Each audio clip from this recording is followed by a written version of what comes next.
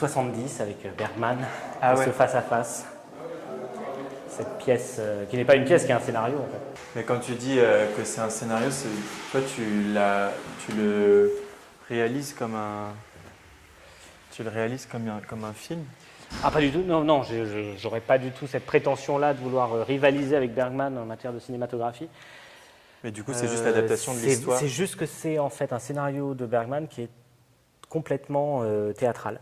Là, on est avec Face à Face dans un dispositif entre le rêve et la réalité et où l'espace en fait est sollicité en permanence et où c'est moins l'intérieur de la personne, ou disons tout autant l'intérieur de la personne que l'espace autour d'elle, puisque c'est un personnage principal qui est entouré de 6 comédiens qui jouent une vingtaine de rôles environ.